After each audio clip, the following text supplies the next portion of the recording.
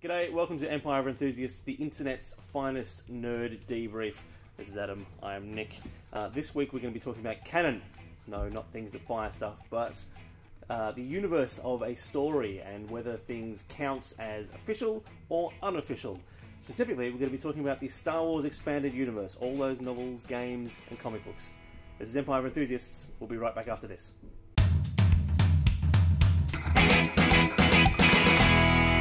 Alright, this week we're going to be talking about the Star Wars expanded universe and the issue of canon in nerdy properties. It's going to get pretty heated, I suspect. Let's meet the people who are going to be doing the arguing. Leah Collins and Adam McKenzie, as always. And our special guest today, Mr. Paul Verhoeven. Hello. Now, Paul, you were particularly vehement about this recently. Yeah. So vehement that you called me the other day and you said, I need to go to the pub right now and drink and talk about Star Wars. Because I was sitting indoors all day with no one to talk to about something that I have had living in my body for probably... Yeah. How old was I when I started reading Star Wars, he says, and you wouldn't know. Oh, year 12 for me. 11 and 12, yeah. Yeah. So I'd go to the library and I would sit there in my free periods and just read about Grand Admiral Thrawn and Chiss and Salamiri and all that amazing stuff. And I had no one to talk to then. Yeah. So I felt like after decades of that being validated and stamped with canon, all of a sudden they're just like, yeet, with a 3-minute video which doesn't apologise. Yeah. Well, maybe before... Yeah, just to catch anyone up before... As I said, it's going to get heated. Of course, just recently... it was officially declared that all the expanded universe novels, which includes all these comic book series that we've had, games, all that sort of stuff, wasn't canon as far as this Star Wars universe is concerned. Which means that the only canon officially now is the prequel trilogy, the original trilogy, and the Clone Wars cartoon. Yeah, because they had to keep that. That was really important. Yeah. But that's it now. That's all the Star Wars. Clone Wars is alright. Everything that's been made outside of that. So, for example, all the fallow years between 83 and 90. Right. Yeah. 99, alright, I just want to clarify one thing to begin with. Yes? Is Caravan of Courage canon? Oh, Did it happen? That's a very good question. I feel like it was. It feels like a sexless sex dream that George Lucas had, and somehow it ended up on print. He's like, leave it, they can watch it. But Caravan of Courage, all I remember is the kid who got the crappy gift, and it was The Rock. And he's like, and then The Rock was awesome. Yeah, The Rock got them somehow, freed them from they were underwater at some point. If you From haven't seen Caravan of Courage, this is into? so baffling. It really is. I think it's pretty ridiculous that they've come out just because Disney bought Star Wars for $4 billion. They're going to make all these films, and they've come out and gone, hey, you know all the stuff that has kept you going in the meantime? Fuck you. Yeah. Hey, go fuck yourselves. Yeah. Well, it's what it feels like. Well, it does feel like that. They're keeping it going. They're going to keep them in print as what's the name of the line they're calling it? They're basically putting it fan fiction. It's basically now fan fiction. Yeah. Because it was always B canon. And B canon is like, it's canon unless George Lucas comes in, waddles in, and contradicts it. Now, and write something worse. But occasionally he would take things from the canon like Coruscant and put them in. But now there's just... They have said that they reserve the right to pick and choose things. Yeah. But the film's not out for 2 years? Yeah. I don't want to sit here for 2 years knowing... It's like having guillotines over all my children's necks and not knowing which one's going to die. Yeah. I can no longer be invested in them as people. Make a choice. Paul's choice. Just literally. Make a choice, Paul. Who would you take? Who would I take? If you had it was between Admiral Thrawn and Mara Jade. Oh, no, it's not. You know what? They say one of them's going to get into canon. I thought I'd make it more interesting, right? Which would you keep? Would you keep the non-canon stuff, now non-canon stuff, set between Return of the Jedi and the new films? Or would you keep everything before the trilogy? So all the Knights of the Old Republic and all the prequel stuff? Because the stuff afterwards. Really? Because I would keep that because I know they're going to fuck the films up. Yeah, well, I've got a different perspective to that because I love Star Wars. I have a deep relationship with the original trilogy, but I've never read any expanded universe, and I kind of see that maybe they're thinking of the wider audience, where it wouldn't really matter that much if they kept it or not. And I know it's a huge abuse to fans that really, once they love something, they just absorb everything they can of it. But I still feel... my question is, if you didn't read Expanded Universe, does that make you less of a Star Wars fan? No, God. No, not at all. You know, that's what okay. Does it? That's not what I said. I mean... So if that is... So that being said... We can't deflect questions on this magnitude. That being said, obviously... The shields are still up. Now we're just saying line from the. Yeah, it's fine. Yeah. Yeah, so that being said, does that mean they obviously are thinking about the people who just go to the films and they want to do something fresh and new? Yeah, and I understand the idea of not being tied down to something that, like, you know, if you've got a new creative team, you don't want to tie down the creative team with what is essentially a mountain of ideas. Very complicated. Yeah, and it's very complicated, and you couldn't satisfy all the storylines. That's right, and also it's like do something new and exciting. I actually think it's a bit of a cop out saying that maybe we'll pick and choose because that's sort of saying that we obviously it's way too complicated to take it all on board. But maybe we'll pick some good ideas. Yeah. I think that is a cop out to me. Look, I think we're all on the same page in that. We want the new films to be great. Yeah. We want the new films to be yeah. fun, exciting. They don't even have to be that fucking good. Like, all you have to be for a new Star Wars film is... Just Revenge of the Sith without dialogue good. Yeah. Because Revenge of the Sith without dialogue is fantastic. Yeah. It's long, sweeping vistas and horrible codas and that...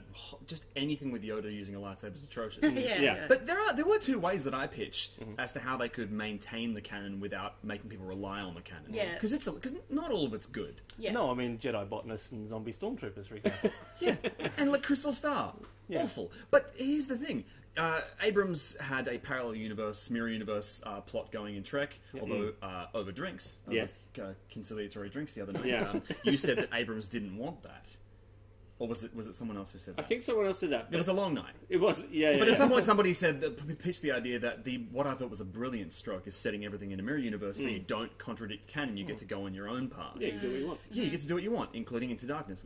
So, I liked Into Darkness. really? It's a different thing. It's a different chat. So what they could have done we've was, had that chat. part of me was afraid that he would do a mirror universe plot, and that would just be kind of a cop out. But now I'm wishing he did do a mirror universe plot because then we could keep all that. The other option is to pull a Grant Morrison, right? Yeah. So Grant Morrison, every comic book series in the New 52 is told to totally reboot. Grant Morrison puts his foot down and says, "No, these things happened in my universe.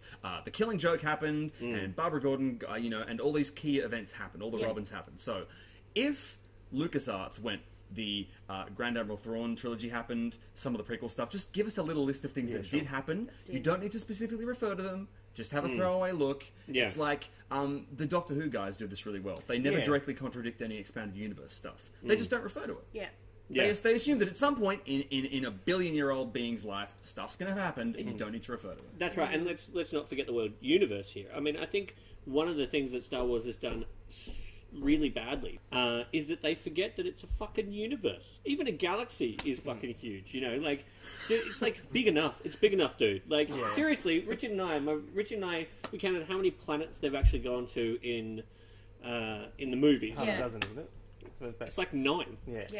There's 9 planets in the galaxy. It's, as opposed to Star Trek, where it's like a million billion stars with a million billion races, and people get lost with no fuel, and that forms a plot point that takes a whole season to get them back. In Star Wars, it's 9 planets and 3 extended families. Yeah. You know what I mean? Yeah. Whereas in the first film, it was like this infinite potential of space, and every film just whittled it down into this cube. Like they're going to Tatooine again. I'm done with Tatooine. It's a fucking desert. Tatooine's Is there a part of Tatooine No. that's like, the nice bit? Oh, we're going to show the nice bit. Tatooine's a shithole. Tatooine is like Arrakis without the worms. It's a charmless, dry speck, and literally in the first film, Luke's like, "I have to get out of here. This place sucks. Keep going back." Well, That's true. The classic joke is that hopefully now that we have Mark Hamill reprising Luke, he can finally get those power converters. He comes home to answer It's 45 years props later. them up on the table. I've been after these for a while. I got him. I'm so old. But you actually brought up a good point in the other issue with continuity, Doctor Who, and they have acknowledged certain things that happened in their expanded universe, which took as long as the Star Wars expanded universe existed for the same length of time, and so much of that is more or less canon, except that we don't talk about it. Yeah. It's very odd that they've come out and made a very definitive statement to say no. Is They that didn't because just leave it on the back burner? But is that because as soon as something gets contradicted, it's like, no, that's canon. You said that was canon, and as soon as Well, I don't know. there's no room to move because you're always getting. I mean, let's face it, the scrutiny on this is going to be monumental. Because this scrutiny isn't just from nerds. This And scrutiny is from I have inside track. Oh. I have a friend who works in a certain studio in England, who has said that the production for Star Wars is a fucking clusterfuck. that Bad Robot, Disney, and Lucasfilms do not play well with each other. Absolute clusterfuck. Yeah. That was like maybe a month ago since I talked to him, but I'm just saying. If you could give this That's not a film, surprise. if you could take, It's not a surprise, is it? It's really not. But if you could give this film to any director, like that isn't Abrams, who would you give it to? That's a I would really give it to good J.J. question. Abrams. I like J.J. Abrams. Really, but Into Darkness was a turd. No, look, alright. I feel But like the we need first to get Star through Trek the was Into Darkness. great, though. Yeah, I agree. that I was agree. a brilliant film. Yeah, see now, again, I think this is a question of, I think J.J. Abrams is a perfectly competent director. Yeah.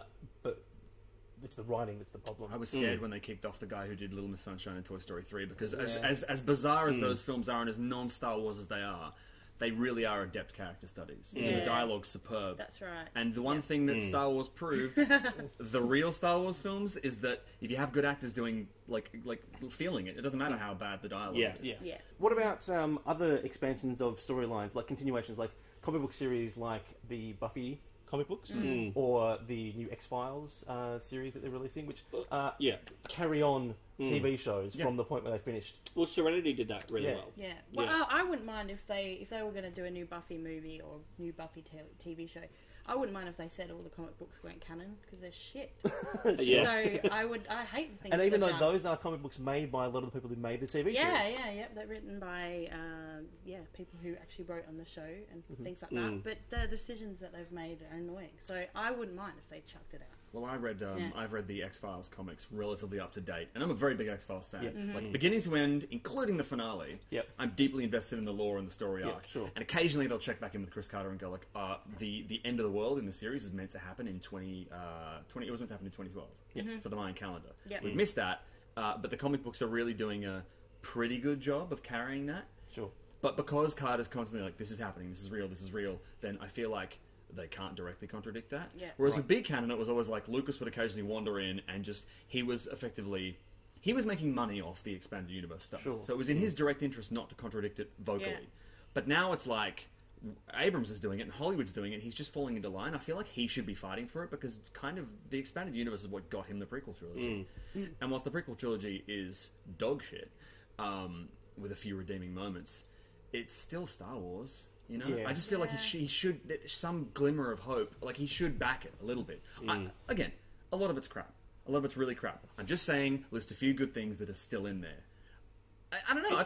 It's been a week, right? It's been a week since this news broke, and I'm not angry anymore. I'm just kind of disappointed. Yeah. Well, I've got a question for you guys. In the prequel ones, do they refer to any of the canon in that? Like, cause obviously I don't know because I haven't read it. So, is there anything that they slightly wink or nod to? Well, it's interesting. Like, take the Knights of the Old Republic. Like, it's not like they don't say... They didn't go and say, that never happened. They just didn't need to refer to it. It's a bit like Doctor Who, you know what I mean? Yeah. So do you think you read into it or they actually did refer to it? I think it heightened my enjoyment of the prequels, knowing that there was a history of Jedi and Sith, you know? So that when we saw the, say, pinnacle and end of the Jedis, it seemed like you were part of a much, much larger story. You know, there's a reason why nerds take control of a property. It's like because they feel so passionate about it. Passionate. That's And I think that's what canon. I think that's what expanded universe is literally the love of the combined love of all the fans. You know, And anyway. Star Wars is a particular heightened one. It is the biggest. It's pretty much Star Trek, Star Wars are the ones where people really just, it's their lives, it's their passion, it's their love. I agree, and the one thing that was levelled at me and other people who were getting really behind that it's canon, what have you done, is that, well, it's theirs, they can do what they want. I'm like, no, it's not theirs, it's ours. You gave it to us over 20 years ago, and we carried this thing, and now you're taking it off us and telling us that, like, our carrying never happened. It's just, it's a wee bit disrespectful, and I think I need to I think I do need to drink. Yeah. I think I need to have developed a fairly serious drinking problem by the time the film comes out. I'll just be me, curled in the corner of the cinema. Let's with a brown get paper some bag. blue milk shots and go nuts. Why? Blue milk. We'll be right back after this.